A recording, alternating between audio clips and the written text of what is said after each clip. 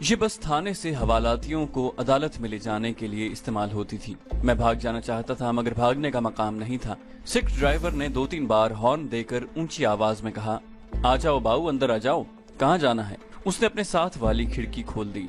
मैं अंदर जाकर बैठ गया। बस आगे चल पड़ी। सिख ड्राइवर हंसमुख किस्म का आदमी था।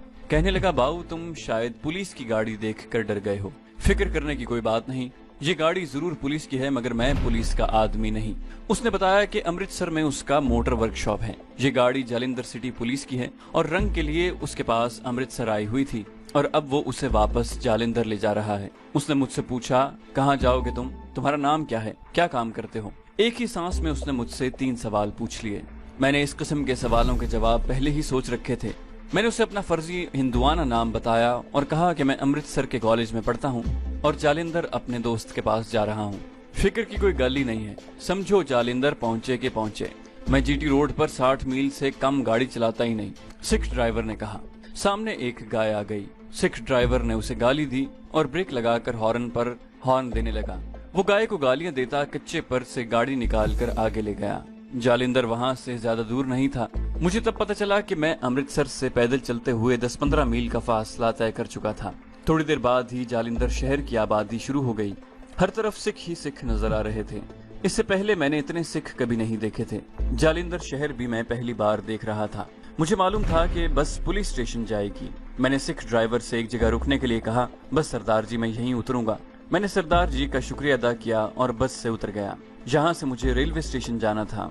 मैंने एक साइकिल रिक्शा देखा जो खाली था। मैं उसमें बैठ गया और उसे रेलवे स्टेशन चलने को कहा। साइकिल रिक्शे वाला बूढ़ा सिख था। वो आहिस्ता आहिस्ता रिक्शा चलाता एक तरफ को चल पड़ा। कई बाजार आए और गुजर गए। मैंने उससे पूछा कि सरदार जी दिल्ली जाने वाली गाड़ी किस वक्त चलती है? रिक्शे वाले सिख ने हाँफते हुए कहा, पता नहीं जी, स्टेशन पर जाकर पता कर लें। जालिंधर रेलवे स्टेशन की एक तरफ रिक्शा रुक गया। यहाँ काफी लोग थे। मैं अगरचे अमृतसर से काफी दूर निकल आया था मगर मैं अभी तक पंजाब में था और अपने आप को खतरे से महफूज नहीं समझ रहा था, इसलिए बड़ी एहतियात से काम लिया। टिकट मेरी जेब में था। एक कुली से पता किया तो मालूम हुआ कि दिल्ली जाने वाली ट्रेन शाम को 6 बजे आएगी। उस वक्त अभी दिन का 1 भी नहीं बजा था।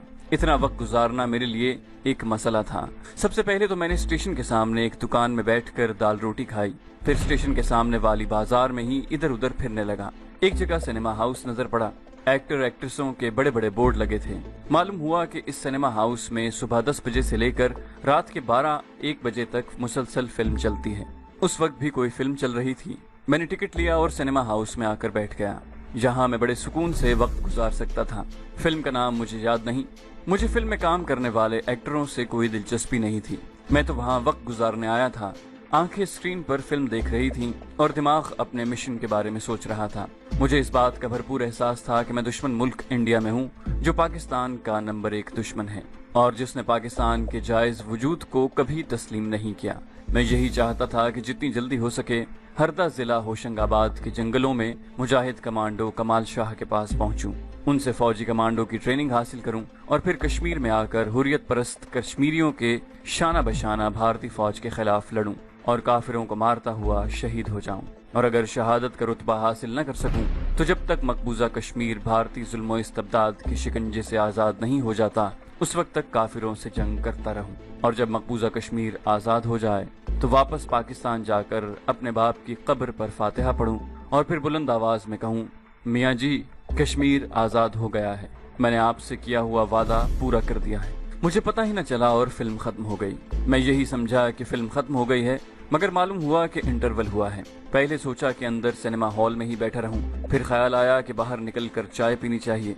हालांकि मुझे चाय की तलब कभी नहीं हुई थी मगर वो जो कहते हैं कि तकदीर में जो कुछ लिखा होता है वो होकर रहता है, मैं भी किसी गैबी ताकत के इशारे से सिनेमा हॉल के बाहर आ गया। बाहर दिन की रोशनी थी। अभी कितना दिन बाकी था? मुझे शाम के 5:30 बजाने थे क्योंकि जालिंधर से दिल्ली जाने वाली गाड़ी शाम के 6 बजे चलती थी। सिनेमा के अहाते के अंदर ही एक तरफ दीवार के साथ चाय पान सिगरेट की दुकानें थी। मैं एक दुकान के पास खड़े होकर चाय पीने लगा।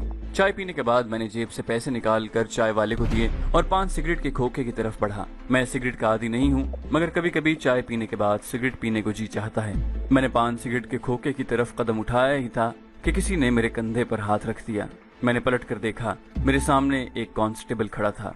اس کے ساتھ ایک سویلین کپڑوں والا آدمی بھی موجود تھا جو سکھ نہیں تھا، یقیناً ہندو ہوگا اور خفیہ پولیس کا آدمی ہی ہو سکتا تھا۔ ایک لمحے کے لیے میں کانپ اٹھا، مگر فوراً میں نے اپنے آپ کو سنبھالا اور بڑے اعتماد سے پوچھا، کیا بات ہے؟ سکھ کانسٹیبل اور خفیہ پولیس والا دونوں میری طرف گھور کر دیکھ رہے تھے اور اس کی آنکھوں میں ایک خاص قسم کی چمک تھی۔ سکھ کانسٹیبل نے میری آنکھوں میں آنکھیں ڈال کر پوچھا، کون ہو بھائی تم؟ میں نے یوں ہی کہہ دیا، بھگوان کا بنایا ہوا آدمی ہوں، تمہیں نظر نہیں آ رہا؟ ہندو خفیہ پولیس والے نے میری گردن پر ہاتھ رکھ کر زور سے دباتے ہوئے پوچھا، امرتسر کیا لینے گئے تھے؟ سکھ کانسٹیبل نے مجھے بازو سے پکڑ کر ایک طرف کھینچا اور گالی دے کر کہا، ہمارے ساتھ تھانے چلو، سب پتہ چل جائے گا تم پاکستان سے یہاں کس لیے آئے ہو۔ اس نے مجھے آگے کو دھکا دیا۔ بس یہی سکھ کانسٹیبل کی غلطی تھی اور وہیں میں نے پلک جھپکتے ہی عقل سے کام لیا۔ جیسے ہی دھکا کھا کر میں اس سے 2 قدم آگے لڑکھڑایا، وہیں سے سیدھا ہو کر بجلی کی طرح اتنی زور سے اور اتنی تیزی سے بھاگا کہ مجھے خود نہ پتہ چل سکا کہ میں کب سنیما ہال کے احاطے سے نکل کر بازار میں آیا اور بازار میں جاری ٹریفک سے بچتا بچاتا اسی طرح دوڑتا کب دوسرے بازار میں پہنچ گیا۔ میرے پیچھے کانسٹیبل اور اس کے ساتھی کے بھاگنے اور شور مچانے کی آوازیں آ رہی تھیں، مگر یہ میری زندگی اور موت کا سوال تھا۔ خدا جانے اسی وقت میرے اندر اتنی طاقت کہاں سے آ گئی تھی کہ میں اتنی تیز رفتاری سے بھاگتا چلا جا رہا تھا۔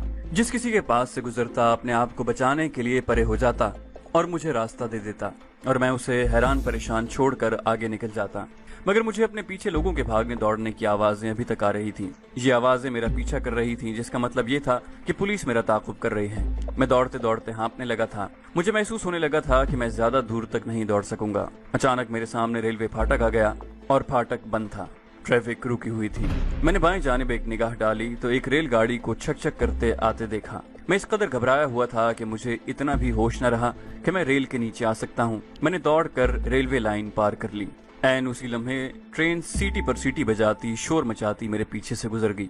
اس ٹرین نے میرے اور پولیس کے درمیان ایک دیوار کھڑی کر دی۔ ٹرین بھی مال گاڑی تھی جو بہت لمبی تھی۔ میں نے دوڑنا بند کر دیا اور تیز تیز قدم اٹھاتا دوسرے پھاٹک کے پہلو میں سے نکل گیا۔ کچھ لوگوں نے مجھے آواز بھی دی کہ پاگل ہو تم۔ ریلوے پھاٹک کی دوسری طرف بھی کچھ گاڑیاں، تانگے اور رکشے کھڑے تھے۔ مال گاڑی سست رفتار کے ساتھ کھڑکھڑاتی ابھی تک گزر رہی تھی۔ میں پیچھے دیکھے بغیر سامنے منہ کیے جا رہا تھا۔ کوئی 60-70 گز کے فاصلے پر سڑک کی جانب درخت کے نیچے ایک لاری کھڑی تھی۔ لاری مسافروں سے بھری ہوئی تھی۔ ایک لڑکا لاری کے پیچھے دروازے کے پاس کھڑا آوازیں دے رہا تھا، ایک سواری لدھیانہ۔ مجھے معلوم تھا کہ لدھیانہ جالندھر کے بعد دوسرا بڑا شہر ہے اور یہ دلی کی طرف جاتے ہوئے ہی آتا ہے۔ میں دوڑ کر بس میں سوار ہو گیا۔ میرے بیٹھتے ہی بس چل پڑی۔ میں نے خدا کا شکر ادا کیا، ایک بار پھر خطرہ ٹل گیا تھا۔ بس جی ٹی روڈ پر دوڑتی چلی جا رہی تھی۔ ہندو سکھ سواریاں لدی ہوئی تھیں، عورتیں بھی بچوں کو لے کر بیٹھی ہوئی تھیں۔ رستے میں سڑک کے کنارے کئی چھوٹے چھوٹے گاؤں آئے اور گزر گئے۔ ایک چھوٹا سا گاؤں آیا، مجھے اس کا نام یاد نہیں رہا۔ یہاں بس کچھ دیر کے لیے رکی اور پھر آگے روانہ ہو گئی۔ کسی جگہ بس رکتی تو میں غور سے باہر کا جائزہ لیتا۔ میں نے ایک سواری سے پوچھا کہ لدھیانہ کتنی دور ہے۔ وہ کوئی ہندو تھا۔ اس نے میری طرف غور سے دیکھا اور پوچھا، تم پہلی بار لدھیانہ جا رہے ہو؟ میں نے کہا نہیں، پہلے بھی 1-2 بار گیا ہوں، مگر ریل گاڑی سے گیا ہوں۔ وہ ہندو تھوڑی دیر مجھے گھورنے کے بعد باہر دیکھنے لگا۔ شام کا دھندلکا کھیتوں اور آسمان کو اپنی لپیٹ میں لینے لگا۔ ایک بڑی نہر آئی، بس اس کے پل پر سے گزر کر تھوڑی دور جا کر بس کی رفتار ہلکی ہو گئی، پھر وہ سڑک کے کنارے پر ہو کر رک گئی۔ کسی نے ڈرائیور سے پنجابی میں پوچھا کہ کیا ہو گیا ہے۔ ڈرائیور نے کہا، پتہ کراتے ہیں، ساری گاڑیاں کھڑی ہیں۔ مجھے خطرے کی بو محسوس ہونے لگی۔ میں نے کھڑکی میں سے گردن باہر نکال کر دیکھا، دور تک لاریوں اور بسوں کی قطار لگی ہوئی تھی۔ ڈرائیور نے کلینر سے کہا، جاؤ پتہ کر کی گالے۔ کلینر بھی سکھ تھا اور وہ دوڑتا ہوا آگے گیا۔ سواریاں آپس میں باتیں کرنے لگی۔ شاید آگے کوئی پل ٹوٹ گیا ہے، کسی نے کہا، کوئی ٹکر ہو گئی ہوگی۔ اتنے میں وہ مجھے واپس آتا نظر آیا۔ اس نے اونچی آواز میں کہا، سردار آگے پولیس چیکنگ کر رہی ہے۔ میرا دل زور سے دھڑکا۔ ڈرائیور نے گالی دے کر پوچھا کہ کس چیز کی چیکنگ کر رہی ہے۔ کلینر بولا، کہتے ہیں کوئی پاکستانی جاسوس بھاگ گیا ہے۔ آپ اندازہ لگا سکتے ہیں کہ میری اندر سے کیا حالت ہو گئی ہوگی۔ بظاہر میں بڑے اطمینان سے اپنی سیٹ پر بیٹھا رہا اور اپنے چہرے سے بالکل ظاہر نہ ہونے دیا کہ میرے اندر کیا طوفان مچا ہوا ہے۔ اب مجھے وہاں سے بھاگنا تھا۔ ایک دم اٹھ کر بھاگنے سے لوگوں کو مجھ پر شک ہو سکتا تھا اور وہ مجھے پکڑ کر پولیس کے حوالے کر سکتے تھے۔ میں بظاہر بڑے سکون کے ساتھ بیٹھا رہا، پھر جیب میں ہاتھ ڈال کر اسے یوں ہی ٹٹولا اور ساتھ والی سواری سے پوچھا، आपके पास माचिस होगी? सवारी ने नफी में सर हिलाया तो मैं ये कहकर नीचे उतर गया, कहीं से माचिस तलाश करके लाता हूँ, सिगरेट पीने को जी चाहता है। मैं बस से उतरकर 2 कदम चलकर आगे गया, फिर रुककर ऐसे देखने लगा जैसे मुझे किसी पान सिगरेट के खोखे की तलाश हो। उसके बाद मैं टहलता हुआ अगली लारी के पास चला गया, वहां से टहलता हुआ दूसरी और फिर तीसरी के पास। कुछ सवारियां सड़क पर उतर आई थीं और पुलिस वालों को बुरा भला कह रही थी। यूं ही जहां चाहते हैं गाड़ी खड़ी करवा कर चेकिंग कर लेते हैं। मैं सड़क पार करके दूसरी जानिब एक दरख्त था, उसके नीचे आ गया। सड़क की दूसरी तरफ झाड़ियां उगी हुई थीं, उनके पीछे खेत थे जो शाम की तेजी से फैलते धुंधलके में गुम हो रहे थे। मैं टहलता टहलता झाड़ियों के पीछे गया, जहां एक जगह छुपकर मैंने लारियों और गाड़ियों की कतार की तरफ देखा। कोई मेरी तरफ मुतवज्जे नहीं था। मैं दौड़कर खेतों में घुस गया और जितनी तेज चल सकता था चलने लगा। दौड़ना मेरे लिए खतरनाक हो सकता था क्योंकि खेतों की कटाई हो चुकी थी और वहां मुझे कुछ किसान भी नजर आ रहे थे जो कटी हुई फसल एक तरफ रख रहे थे। मैं उनसे दूर रहकर आगे निकल गया। मैं जीटी रोड पर सीधी समत जाने की बजाय बाएं जानिब मगरिब की तरफ हो गया ताकि पुलिस से बच सकूं। हर लम्हे गहरा होता हुआ अंधेरा मेरी मदद कर रहा था। जब मैं कुछ दूर निकल गया तो मैं दौड़ने लगा।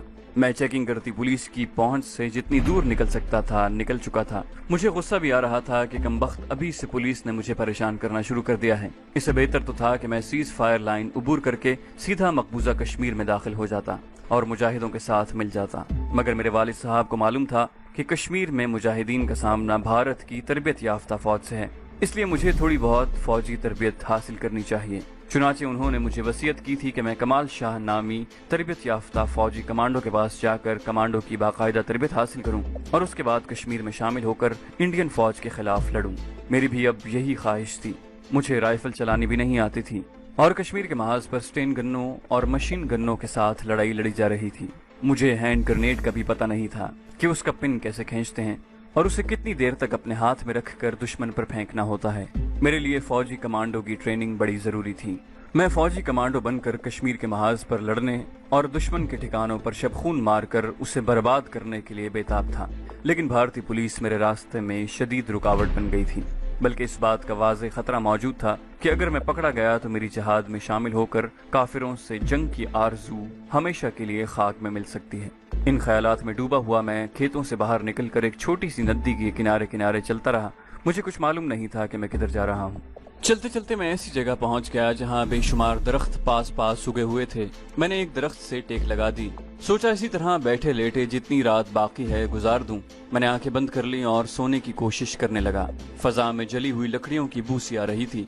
मैंने यही ख्याल किया कि यहाँ करीब ही गाँव है, किसी ने तंदूर जलाकर बुझा दिया होगा या लकड़ियों का अलाव रोशन किया होगा। मैं सिमट समटा कर दरख्त से टेक लगाकर आंखें बंद किए नीम दराज था और सिवाय नींद के और किसी चीज के बारे में नहीं सोच रहा था।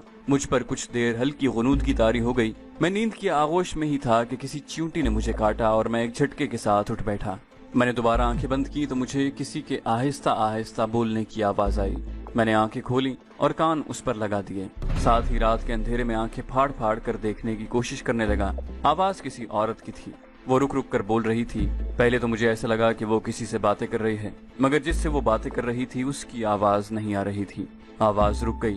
5-10 सेकंड के बाद औरत की आवाज फिर से आने लगी। मेरे सामने 10-12 कदमों के फासले पर सरकंडों की झाड़ियां थी। आवाज उन सरकंडों के पीछे से आ रही थी। मैं उस तरफ टिकटिकी बांधे देख रहा था। अचानक सरकंडों के पीछे हल्की हल्की रोशनी नजर आने लगी। मैं आहिस्ता से उठा और झुक कर चलता हुआ सरकंडों की तरफ बढ़ा। मैं मालूम करना चाहता था कि ये औरत कौन है। मैं सरकंडों के पास बैठ गया और बड़ी एहतियात से 2-4 सरकंडों को हाथों से एक तरफ हटाकर दूसरी तरफ देखा। दूसरी तरफ मुझे छोटा सा चबूतरा नजर आया जो जमीन से 1-2 फुट ऊंचा था। उस चबूतरे के एक जानिब मिट्टी का दिया जल रहा था। उस दिए की रोशनी में मैंने एक औरत को देखा जो दोनों हाथ जोड़कर कुछ पढ़ते हुए चबूतरे के चक्कर लगा रही थी। मुझे लगा कि ये जरूर कोई चुड़ैल या भूत परीत है, मगर औरत का जिस्म और आवाज चुड़ैलों की सी नहीं थी। मैं ये सोचकर वहीं छुप कर बैठा रहा कि मालूम करना चाहिए कि ये औरत यहाँ क्या करने आई है। औरत चबूतरे के गिर्द कुछ चक्कर लगाने के बाद रुक गई। वो मुझसे बमुश्किल 5-6 कदमों के फासले पर थी। वो जलते हुए चिराग के पास बिल्कुल सीधी खड़ी हो गई। उसने पढ़ना बंद कर दिया। 3 बार हाथ बांधकर चबूतरे की तरफ झुकी और फिर उसने अपना लिबास उतार दिया। मुझ पर पहला असर हुआ कि मैंने चेहरा दूसरी तरफ कर लिया। फिर ख्याल आया कि पता तो लगे कि ये औरत आधी रात को इस वीरान जगह पर चिराग लेकर क्या करने आई है। मैंने सर घुमाकर औरत को देखा। उस वक्त वो एक छड़ी से चबूतरे की जली बुझी लॉ को कुरेद रही थी। मेरे दिल में ख्याल आया कहीं ये वाकई चुड़ैल ना हो, मगर अब मैं इस मुअम्मे को हल करना चाहता था, वहां से डर कर भागना नहीं चाहता था। औरत ने छड़ी से लकड़ियों की राख को कुरेदते कुरेदते उसमें से गोल सी चीज लकड़ी से निकालकर उसको चिराग की लौ के करीब लाकर गौर से देखा और धीमी आवाज में कुछ पढ़ने लगी। मैं ये देखकर वाकई डर गया कि ये एक जली हुई इंसानी खोपड़ी थी। औरत ने खोपड़ी को हाथ लगाया, खोपड़ी गर्म थी। उसने खोपड़ी को जमीन पर रख दिया। वो अपने साथ पानी का डिब्बा भी भर कर लाई थी। उसने कुछ मंत्र पढ़े, खोपड़ी पर डिब्बे में से 3-4 बार पानी डाला। जब खोपड़ी ठंडी हो गई तो उसे गोद में लेकर बैठ गई और यूं आगे पीछे हिलते हुए कुछ पढ़ने लगी जैसे बच्चे को लोरियां दे रही हो। मैं अब सारी बात समझ गया था। ये मरघट या शमशान भूमि थी जहां हिंदू सिख अपने मुर्दों को जलाते थे। ये औरत वहां रात के वक्त चिल्ला काटने आई थी। जाहिर है वो किसी करीबी गांव की औरत थी। मेरे दिमाग में एक स्कीम आई। मैं सरकंडों में से निकलकर अचानक उसके सामने आ गया। मुझे देखकर उस औरत की चीख निकल गई। उसने जल्दी से खोपड़ी फेंकी और जमीन पर पड़ी हुई कमीज उठाकर अपने आगे कर ली। मैंने मुंह दूसरी तरफ करते हुए कहा, मैं तुझे कुछ नहीं कहूंगा मगर जल्दी से कपड़े पहन ले। औरत ने जल्दी से कपड़े पहन लिए। वो हाथ जोड़कर कहने लगी, भगवान के लिए किसी को न बताना कि मैं यहाँ आई थी। मैंने कहा, तू यहाँ ये सब कुछ क्या कर रही थी और ये खोपड़ी किसकी है? औरत ने बताया कि वो एक हिंदू है। 5 साल हुए उसकी शादी हो गई मगर औलाद नहीं हुई। किसी साधु ने उसे बताया था कि अगर वो किसी कंवारी लड़की के जले हुए मुर्दे की खोपड़ी आधी रात को अपनी गोद में लेकर एक खास मंत्र का जाप करेगी तो उसकी गोद हरी हो जाएगी। चुनाचे ये औरत जो साथ वाले गांव की थी वहां औलाद के लिए चिल्ला करने आई थी। उसे पता चला था कि शाम को इस गांव की एक कंवारी लड़की मर गई है और उसे जला दिया गया है। औरत मेरी मिन्नत समाजत कर रही थी कि मैं गांव में जाकर किसी के आगे जिक्र न करूं क्योंकि इस तरह उसका चिल्ला भ्रष्ट हो जाएगा।